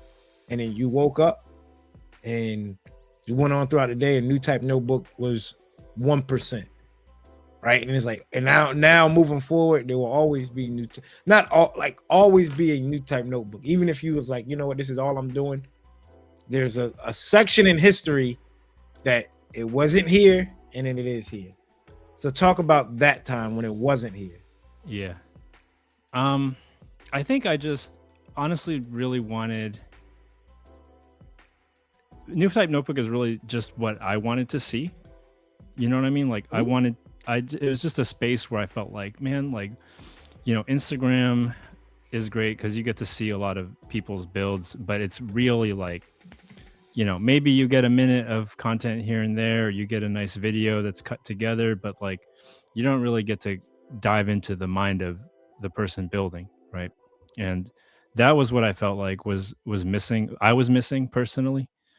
And I was like, it would be really great to do that or to see that. And I remember on the road to Plamo last year, hanging out with, you know, Coop and CD and just kind of pitching that idea like, hey, like, what about, you know, talking to more builders, getting really deep into like what, like a particular project of theirs, right? And really getting at the heart of like what's going on in their brain and how they put it together, and like skills and tips and tricks and all that kind of stuff. And the more I thought about it, the more I thought, I could probably do this. And yeah, and that's kind of how it started. And honestly, like for me, I was really not sure if I was like if it was gonna work, right? I haven't really done interviews, or like a lot of the things that I do as a host, like those are new skills for me. But it was really like the first few episodes, like talking to Austin, like he was my first guest, and just having him on and going through his build gave me a lot of confidence that like, oh, this actually can work. Like I had a template in mind in my head about like how the episodes were going to go, what are the things that we're going to touch on, like the different topics. And like it worked out so great with him, and he was like an amazing guest. Austin, you were an amazing guest. And then like, doing the group build with CD and Cobra, and then going to Danzer, because he was the first guest that I had no connection to, right? Like Austin, like, I don't think we talked a lot, but we were still connected through Undergated and stuff. And then CD and Cobra are my friends up here in the PNW. But like Dan, I'd never met. Like we went into that interview cold, and he was like such an amazing guest. And like Cobra was there with me too, and he's really close with Dan. But like, and he's like an accomplished builder. He won Right. GBWC. And I think when I recorded with Dan, not a single episode had come out yet. And so he's jumping on with me when I have like no reputation. You know what I mean? Like No I have no portfolio. product. Yeah. Right. Like he doesn't know what I'm going to do with, his work. But he trusted me enough to like do that episode. And after that, I felt like, okay, I think this is going to work. I think like this can be something. And I've just been really like, I'm going off on a rant here, but No, please, man. No, please. yeah, This is the purpose of it. Yeah. I think like the quality of guests that I was able to get this season, like far exceeded my expectations. Like I think about the builders that I was able to talk to. I mean, like I got George GBWC winner. I got Dan GBWC winner for US. Freaking damn, why am I blanking out? You gotta cut this part out because I don't feel bad. Builder Pan like came on and talked to me, and like he had not, as far as I can tell, he has not interviewed with anybody like up to that point. It's just been really humbling to be able to pick the minds of like all these amazing people, and like builders that people don't really get to hear from very much. Like I think about Plamoplegia. He was like one of my favorite guests this season, just because just the amount of work that he's able to do is just amazing. The builds that he's able to do, and the way that he thinks about building, and then and like Dwayne and his like amazing Batwing, which I have a personal connection to, so yeah, like it's been really like nourishing for me as a builder. And I hope that even if like a few people got the same thing that I got out of it, then it was worth doing. You know what I mean? And like those episodes like will live forever. Like I designed this show so that you can go back to it 5 years from now, 10 years from now, and like it still would relevant. It's still relevant. It's still worth watching. And so even though like the season is over, and like I hope people still go back to it and look for it and find it and enjoy it. So yeah, it's been a journey, but it's been amazing, man. Yeah, and I appreciate you guys too for like really encouraging me to do it. Absolutely, man. Yeah, supporting me every step of the way. So being part of the Undergated family has been amazing. And really being cheerleaders, we both do podcasts. I think it would be easy for anybody to like think about this as a competition in some ways, but like I don't think about it that way. I think we're all supporting each other, and I'm really grateful for that too. And so yeah, it's been awesome, man. Iron, man. We CD and I will sit down and talk like on his ride home and be like, man, Ricky just dropped that, and we're like, we got to step it up too. Like we got to make sure our shit straight. We look up and be like, 5-6 videos stashed in the schedule. And I'm like, shit. he Well, wasn't yeah. joking when he said, "Yeah, I'm gonna make this season," and then and we were all like, "Well, yeah, you space out time and stuff like that." He's like, "Oh no, guys, I've recorded all of them. It's done." I'm like, we just met you 20 minutes ago. Oh man. So yeah, a little bit of the behind the scenes. So like I'm dropping these every other week, right? But like I'm not recording them like every other week. yeah. So before season 1 even started, before that first episode dropped with Austin, like I'd already recorded 3 episodes. And so from like November until I want to say March, like I was doing like 2 and sometimes 3 episodes a month and just sitting on them and like editing them. And like it was a lot of work. And honestly, like for a good chunk of it, I was starting to feel burnt out because like I was really not building anything during that time. Like all of my spare time was going to like editing. And like my process is a little bit different, right? Than you guys. Because like I have, some of these interviews, like they're like 2.5 hours long, and I got to go in and I got to chop it up and get it down to 2 hours or get it down to an hour and a half, or like clean up a bunch of stuff. And like I got to put pictures in where there's pictures involved. And so it takes like a lot of work for me to do the editing. Like, we might record for 2 hours, but it might take me like 15 to 20 hours to do an episode. So I was like really hitting it hard, like, and it was just like one after the other, like, 2 episodes that need to get edited, and then I got to release this other one. And so I was feeling like really burnt out partway through, and like my builds weren't like, I just wasn't building, or like the builds that I were doing, I wasn't happy with. But like now that I've been a part of, like, I haven't had to record anything for like about a month now. I feel like so reinvigorated, and like, so this has kind of been like a perfect thing for me. Like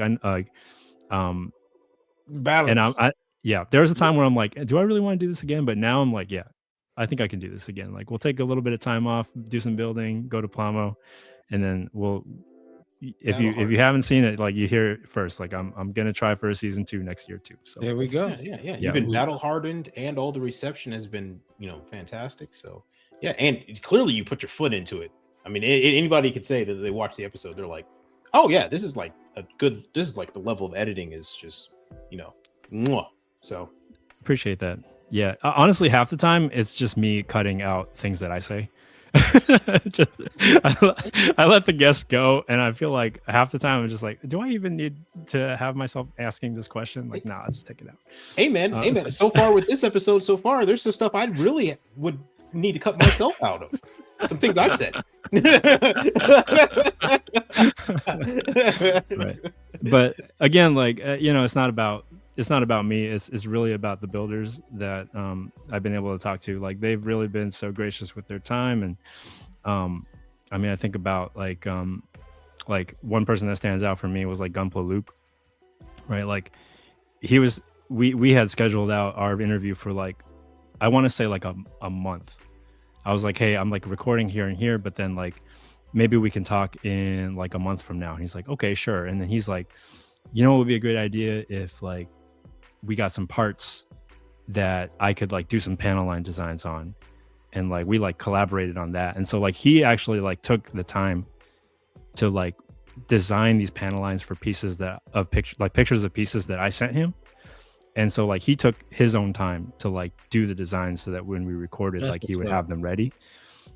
So like he was like an amazing guest. I'm really happy. Like his episode was the first one to break 1,000 out of all the episodes that I've done, and I think it's been worth it. And and like he's just been an incredible guest. And so like, yeah, again, like everybody that I had on, I am just so grateful for them. I'm so like humbled that they would let me like share their build and their story, and trust me with that. And so yeah, it really doesn't happen without the guests. Like I'm just here to amplify their work and what they do.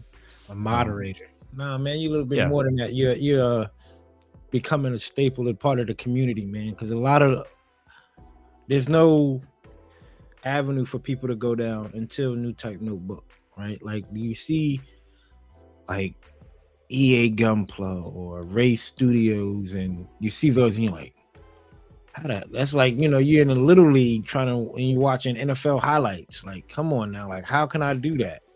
Like, you don't understand KC Labs extending waste and modifications.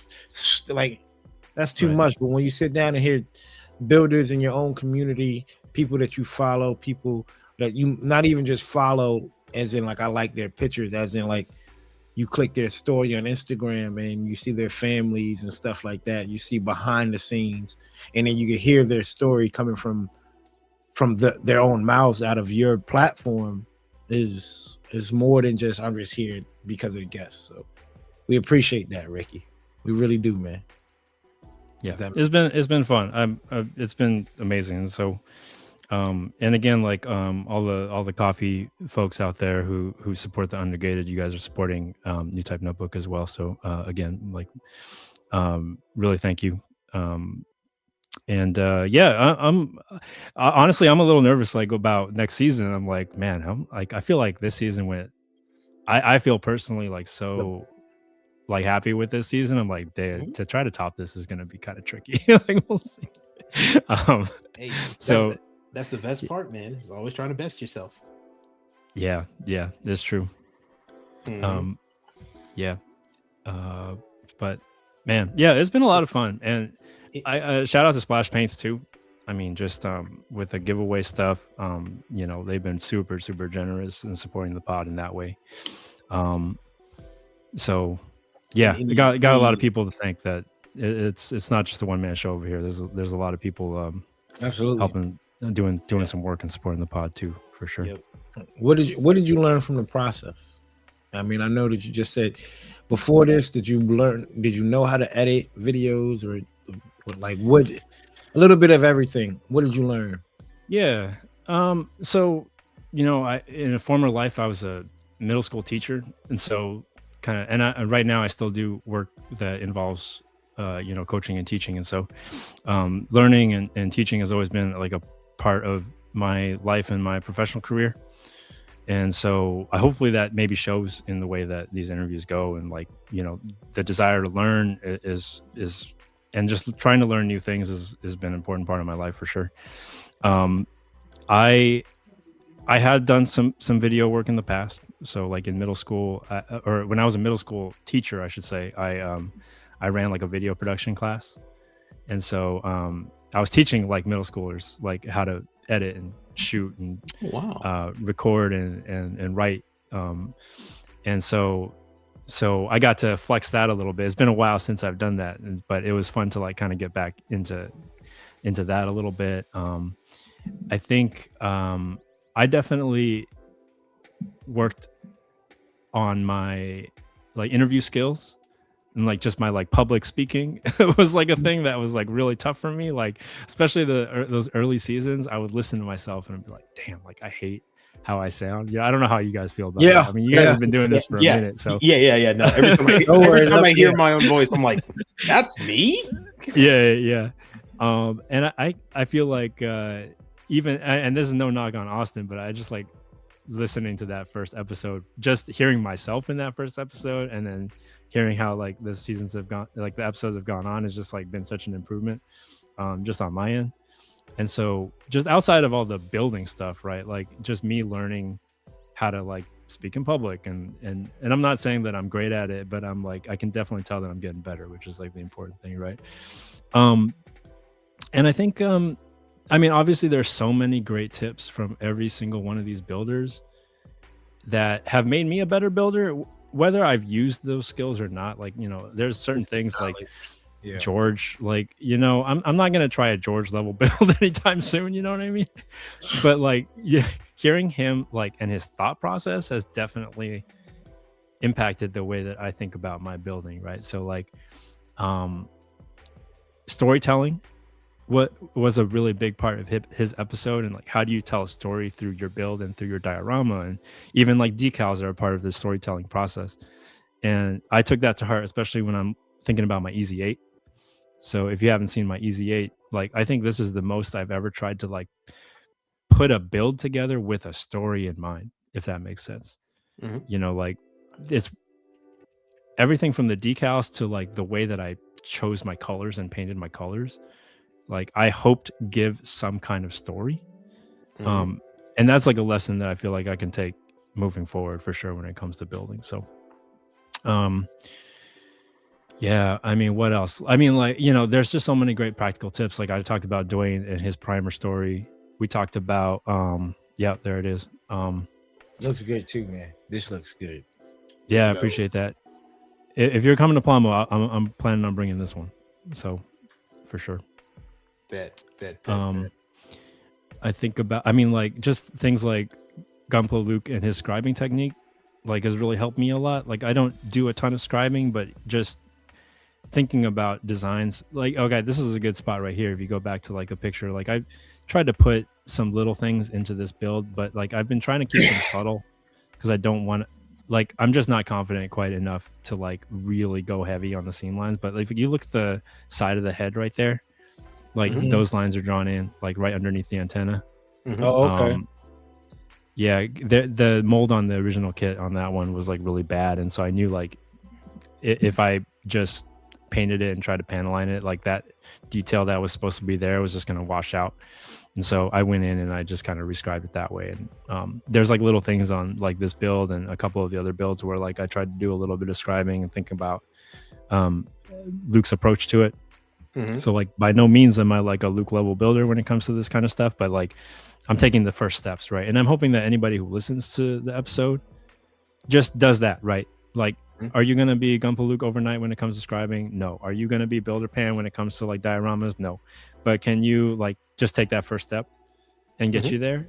And for me as a builder, like that's been really important, and it's been fun to do. So yeah, and learn. And for those listening, we're looking at the master grade Easy 8 that he's built, and it's on Instagram. Take a look at it. It's the camo one with blue, and I can contest. I built it. This kit is old. It needs help. So the fact that it looks this good is an achievement in and of itself. But no, 100%, you're right. For like, you know, just taking those bits of wisdoms from such accomplished builders with you and just having those small little, you know, parts of knowledge in the back of your head while you're building is going to help you, because eventually you're going to need a technique and you'd be like, oh yeah, no, he does it this way. I can think of it and use this as a base to start building up essentially your catalog of strategies, kits, and techniques. So yeah, no, 100% agree with you on that. Yeah. Coop, one thing I learned from you when we were building our MG Stamens, our GPO3s, is that I really like these early 2000s model kits, man. Yeah. Like I'm really glad you talked me into building that with you, because I think since I recorded that one with you, I think I built 3 or 4 from that era, like 2000 to 2006. And I'm telling people, if you get what I always say, if you are a good builder, an advanced builder, it doesn't matter how old the kit is or how bad the kit is. The full mechanic, you can have fun and make it look good. Like the Easy 8, like those early 2000, like I enjoy doing the Stamen. Like, was it on my radar until Plamo? No, but when I looked at it, I'm like, and we were down there, it was like, yeah, I got one. I was like, all right, yeah, I've been wanting to do a collab build, or perfect person to do it with, Ricky. Like, yeah, it's gonna help me push and do all that. And I was in a little Stardust memory kick as well. But them older kits, man, they don't have to be brand new with us anymore. Now, that Pat label you put in the chat, that's a little bit different. I don't know about that. That one, no. The line has to be drawn somewhere, Ricky. And I'm drawing in about 2002.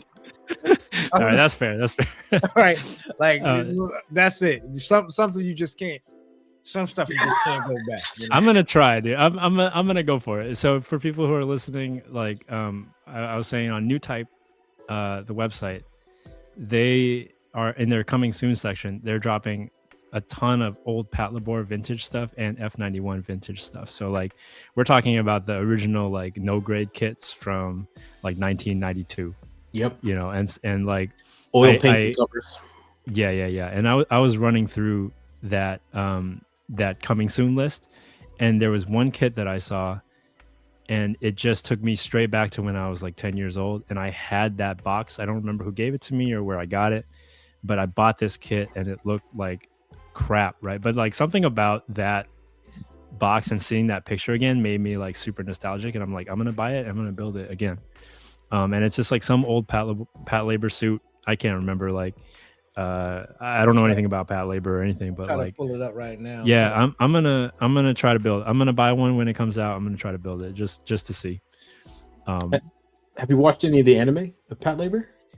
No, so I was watched Hathaway with my wife. I'm trying to get her to watch the first Pat Labor movie with me, and I heard people around me have been telling me that like number 2 is really good. Would you say that's fair? Number 2 is really good, but very different. It's from the guy who did Ghost in the Shell, so it's very reserved and its approach, and it's not all action and mecha filled. It's more psychological / political type of drama that happens with that one, but still very good.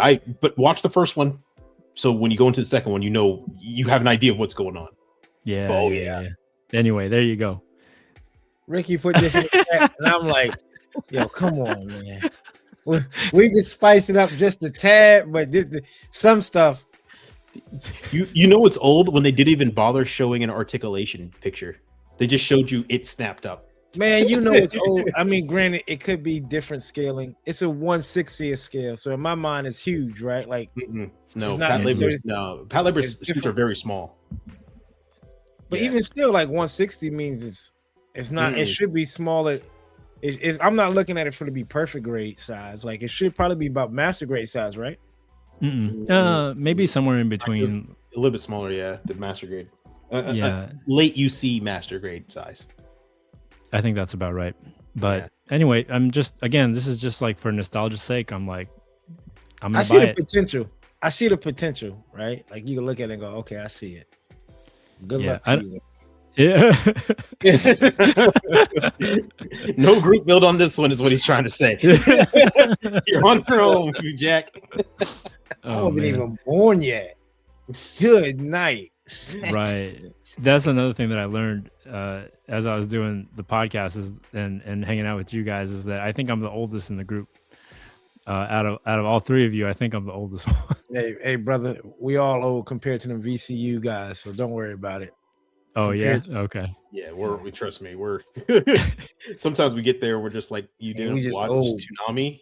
Like, no, never heard of it. Oh my god. Yeah, what's Toonami? Oh sweet Jesus! I need the box. The box is dope, though. I smell burnt toast. I need to sit down. Right.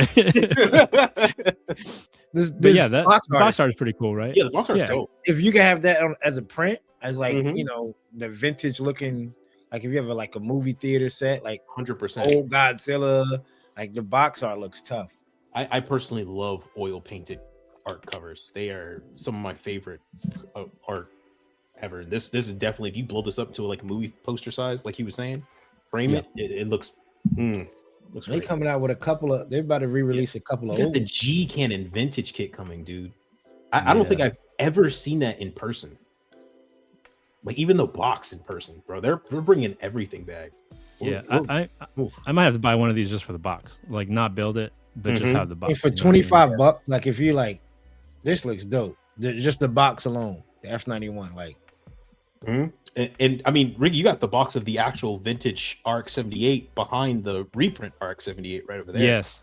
So yeah, like it's dude, definitely definitely these boxes look kind of nice, actually. Yeah. I've also got the vintage 1/100 gun cannon that I'm looking at across from me too. Oh, dope. Yeah, same thing. It's like less than $20. These are like, I'm not gonna ever build it, or not right now anyway. But the box art is worth it for me. Yeah, the box art definitely. This even looks tough too. See, that's tough. All right, Ricky, we gonna do it, brother. I never watched Pat Labor 2. I want to try to. Is it dubbed? Yes, they're all. Well, the second movie is dubbed. I know that for sure. The third movie, I believe it is. The first one is technically an OVA, but I believe it is dubbed as well. So they're all dubbed. It's I don't know where to find them other than the high seas though. And that's where I'm gonna go. Yeah. Coop is a seasoned sailor, Yeah, set your sails, buddy, because that's where we're gonna go. The new Black Flag game comes out. Coops looks at it like, man, I've been on that in a minute. Yeah. I've been on that since day one. This is just Wednesday for me. Yeah, this is just yeah, you're right. Yeah. This is a weekday. Oh But man. no, Ricky, I mean, like, you learned a lot.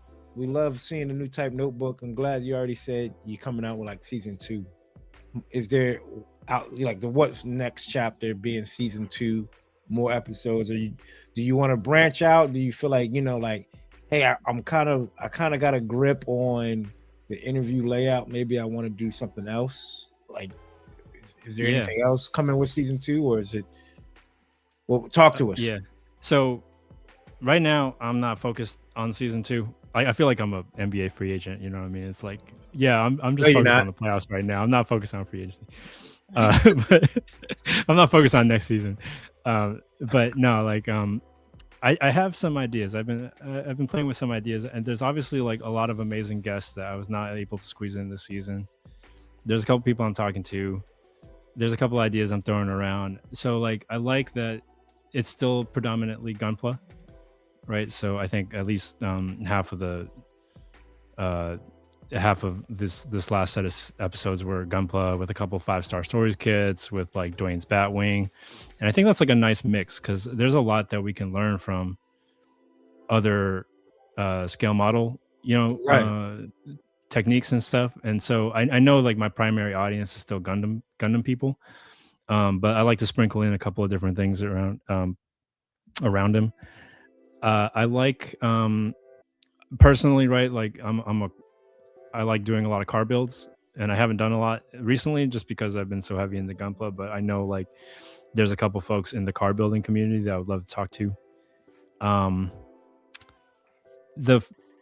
There's a couple other topics. Like every episode, I feel like I like it when there's like another.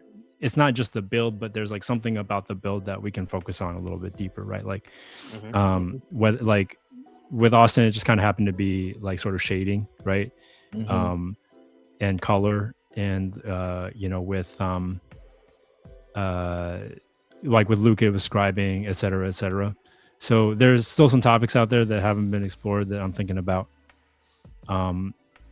So yeah, I would love to hear feedback from people who are listening. Like if there's something that you want to see in Newtype Notebook, or if there are questions that you wish I could ask that I don't, or anything else, like let me know, because like I'm interested in switching things up to make it interesting, but and like topics that you might want to learn more about too. Like I'm more than happy to explore some ideas. So yeah, right now like I'm not committing to anything just yet because nobody's in the books.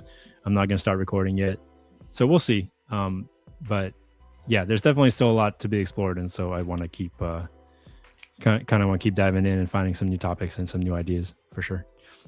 Yeah, 100%. Military model kit guys, they're in my opinion, they're the progenitors of all model kit knowledge. So their knowledge goes deep. Like they have a ton of information that can be applied to everything that we do, really. Yeah, so getting more of those guys and branching out, 100% with you. Yeah, it'd be dope to see. For sure. A lot of it is that I just like don't know a lot of great builders in certain categories. And so part of what's been fun about this season was just like making new friends, building a new network, and talking to people that I like, builders that I've never talked to before. And so like that's always something that I'm trying to do, and I hope other people do that too, right? Like make new friends in the community, people that maybe don't do the same thing that you do, so that you have more people to learn from. That's been an awesome part of this process too. And so there's plenty more topics to be explored, and I'm hoping that I can find more people to learn about and talk to about those things. So absolutely, for sure. I can't wait to see and watch season 2. I know season 1 I've listened to, even if I'm at work or YouTube driving on the way home, and it pushes you to break out that kid and say, all right, let me at least, like when I listen to the one with Luke, I'm like, all right, I see Austin, I hear him, like, let me just break out a pencil and just get on there, like push it. And that's all it takes, is a little bit of inspiration and knowing that you help somebody out with that. You're part of somebody's journey, even if they don't remember it. Like they could be 10 years down the line and go, yeah, I was on YouTube and I was watching this. I forgot what it's called. I think Newtype Notebook, right? Like it could be that. And like, damn, I helped that. That's always a humbling thing. So we appreciate what you done, man. And I know CD says, thanks to Coop, Coop put a battery in Ricky's back. That first time I met you, and I'm like, what you displayed, I'm like, man, this is that. Like I said, I always go back to that gym snapper and like, damn, this shit look like it's straight out of the box, man. Like this thing is painted. He's like, no, I mean, yeah, I haven't done no competition. I'm like, you really, really hindering yourself by not doing it, and being able to see that was what February 2024, right? And then 2025, February 2025, to where you are now, to where you're pushing your limits, Plomo and Newtype Notebook, all within a year and some changes. Really excited to see what the next few years or however long you give us, just excited to see that, man. So glad. Yeah, it's been fun. Able to help you with that platform and help you out. Yeah, 100%, man. I'm so inspired by you guys and what you do and your commitment to the community. And so, this was just one way that I felt like I can contribute to that and give back to that. And yeah, it has been crazy, like how, again, this is like for those people who go to the competitions, go to the shows, never put anything on display, never talk to anybody, because that was me for like 2 years, right? Like I went to that IPMS show out here locally. I saw, CD from a distance. I saw like the 100+ and the Elliott Grays from a distance, and like never talked to them, never bought anything. But like, if you can, like, just take that first step.